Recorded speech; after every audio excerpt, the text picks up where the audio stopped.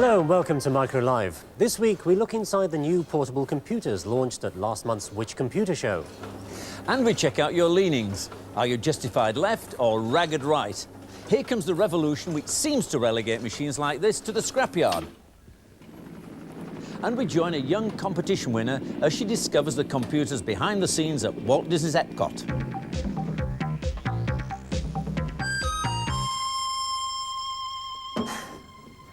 This is the industry standard personal computer, the IBM PC. It's quite a weight to move from room to room, mainly because of this, the screen.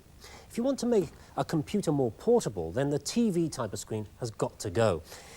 When the first lightweight portables were launched, they looked like this. They were small in every way, small memories, small capabilities, and of course, small screen. The flat screen was an LCD, a liquid crystal display, but rather difficult to see from some angles. And it's the better flat screens that have just become available that have helped to make portables a more interesting proposition.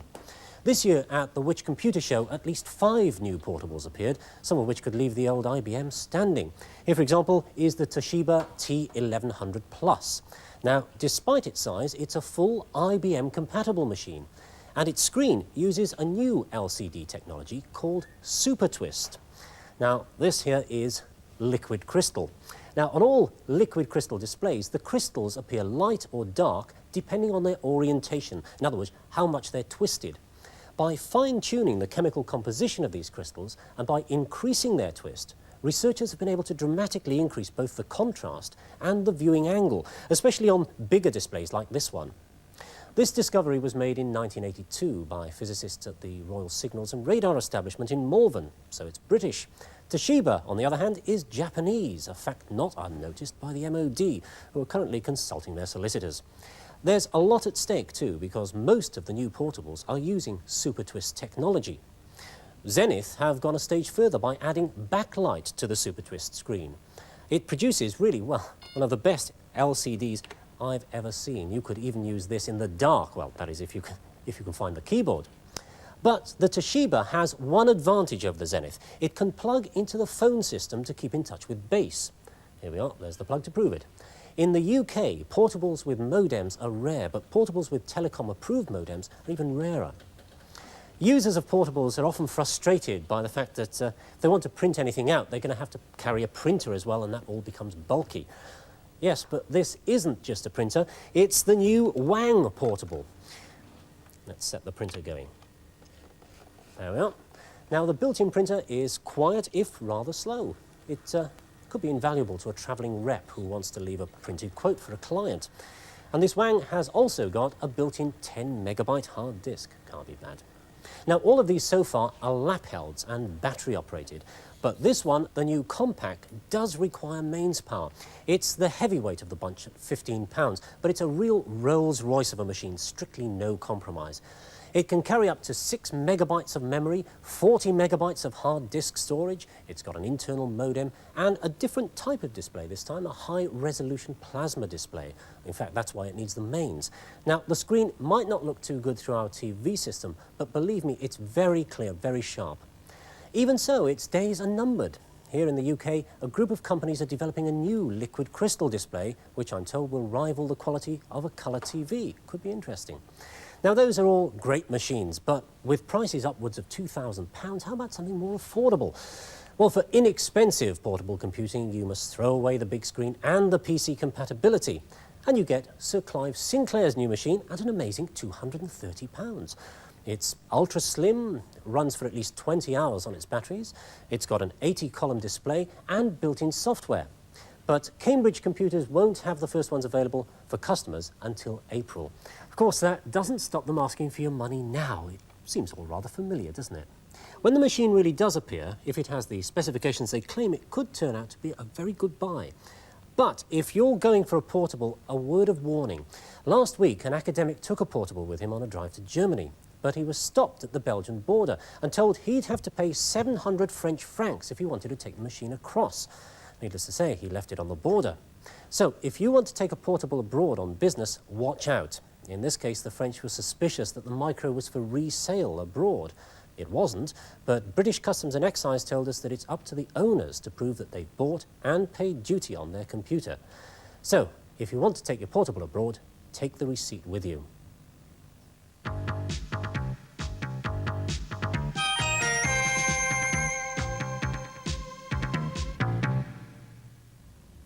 About this time last year, we told you about an essay competition on the uses of computing, which has been run by the Association of Young Computer Enthusiasts. That's the under-16s wing of the British Computer Society. Well, the winner was 10-year-old Joanna Dudney from Worcestershire, and her prize was to be whisked to Walt Disney World in Florida by the competition sponsor, Sperry. That was last September, and of course, since then, Sperry has become Unisys, and Joanna has become 11.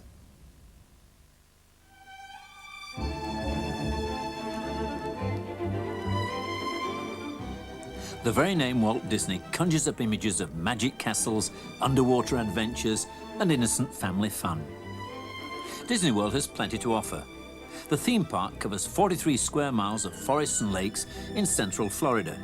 And a short ride away from the Magic Kingdom is Walt Disney's last great creation, an educational theme park which he called the Experimental Community of Tomorrow, or Epcot for short.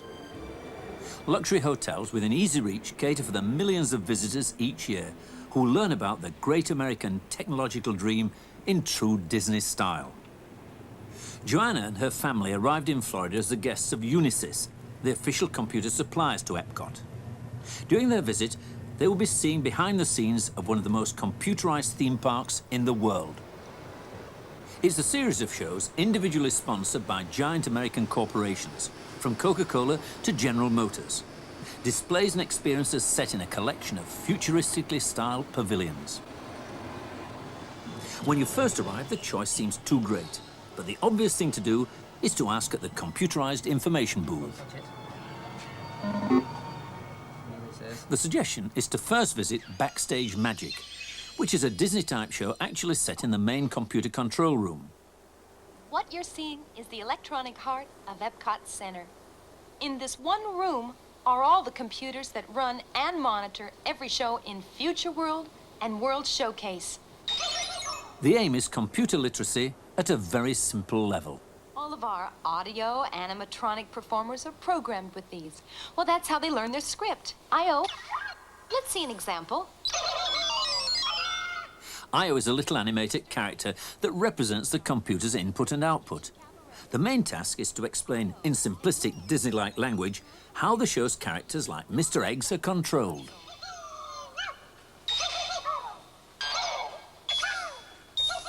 Hold it, I.O. Let's follow the script. The special effects of this show, like all the others in the Epcot Center, are monitored and controlled by one of the computers within the room.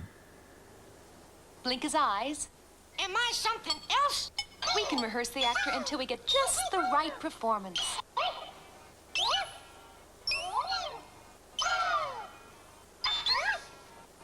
Thank you, Mr. Eggs.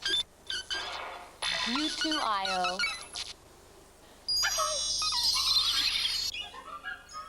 Once Mr. Eggs is programmed, he joins the collection of animated sticks of broccoli and jars of mayonnaise in the kitchen cabaret.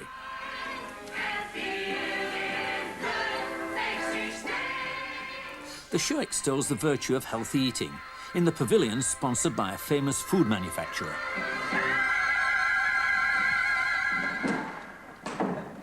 The reality behind the fantasy is the work of the Disney animators, creating lifelike animatronic figures with the same skill that they previously devoted to film animation. Each large movement is subdivided into sequences of 24 small movements a second, which is the same rate as film animation. The characters' movements are made by computer-controlled hydraulic or pneumatic control systems. The director tests the sequences for realism and reprograms the movements as necessary. A Data General computer at Epcot Central will finally run the sequences as a complete show. But that show may be in a pavilion anything up to half a mile away. Keep your hands up. This means you. This is called passing the hat. So there needs to be a totally separate system which monitors the movements of the animatronics figures. A Unisys computer checks that the events are happening as planned. If there are any problems, say a leak from a hydraulic joint, the operators in Epcot's central computer room will be alerted at once. There are over 300 separate applications of computer technology at Walt Disney World. From the moment guests book accommodation, they become data. Photoelectric cells count the numbers of guests entering and leaving pavilions. The food supplies are ordered based on expected demands, and extra staff can be reallocated or even caught from their homes to cope with unexpected crowds. To cope with the large amount of data, Epcot Central is linked through a wide area network using optical fibers to measuring equipment throughout the complex. 10,000 points throughout the grounds are monitored for failure. If water level drops or light bulbs fail, there'll be automatic reports for swift attention by the maintenance crews as soon as the park closes. In this way, Disney's image of impeccable cleanliness and efficiency is ruthlessly maintained. Epcot's claim to be an experimental community is borne out by research projects. Most of these also create large amounts of data on local area networks, which are self-contained groups of personal computers. Here at the Land Pavilion, very few of the fruit and vegetables are grown in a conventional way. Some are even on the move, and they'll all end up in the nearby restaurants. The aim is to experiment with different methods of growth, with hourly monitoring of the growing conditions in the greenhouses. What do you do with all the information when you get it? We incorporate it in a database with a lot of the plant information, so that at a later date, say in a couple of years from now, we can look at a lot of data and sort of choose the conditions that produce the best growing plants with the fewest insects and things like that. There's also some control we can get into. For example, we've got a peach palm that's in the dome part of the greenhouses that gets really hot during the middle of the day.